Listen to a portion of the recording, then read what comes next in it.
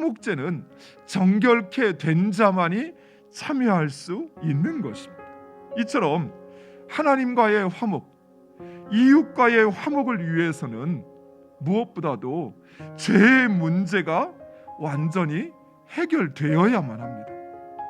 우리 안에 있는 거리낌이나 용서하지 못한 것이 있다면 그것을 용서하고 또 그 죄의 문제를 해결해야만, 그래야만 진정한 화목이 이루어질 수 있는 것입니다. 화목제는 세 가지 목적으로 드려졌습니다. 먼저는 감사의 화목제사입니다. 이런 감사의 화목제사는 우리의 생명과 인생이 하나님의 손에 달려있음을 확신하는 제사였던 것입니다. 두 번째로는 서원의 화목제사입니다. 이런 서원의 화목제사는 우리의 모든 것이 하나님의 것이라는 그 고백 속에서 드려지는 제사인 것입니다.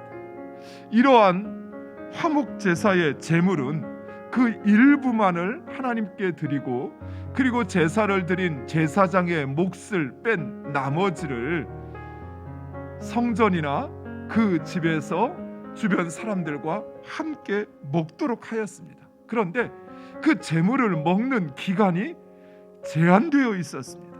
감사의 화목제사의 제물은 단 하루 만에 먹어야 했습니다. 그리고 서원과 자원의 화목제사의 경우는 이틀 동안 그것을 먹어야 했습니다. 만약 이러한 기간을 지키지 않고 그것을 남기게 되거나 또는 그것을 먹게 되면 그 모든 제사는 무효가 될 뿐만 아니라 도리어 제사를 드린 그 제사자가 가증한 일을 행한 것으로 간주되었던 것입니다. 이처럼 그 먹는 기간을 제한을 두었던 이유가 무엇일까요? 그것은 바로 더 많은 사람들과 함께 나누어 먹도록 하기 위함이었습니다.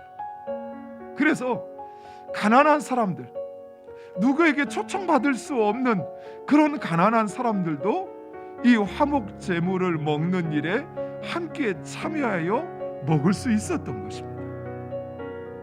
즉, 이러한 규정은 하나님께서 베풀어 주신 그 은혜와 축복을 더 많은 사람들과 함께 누림으로써 성도의 그 교제의 효과를 극대화시키기 위한 의도요 배려였던 것입니다.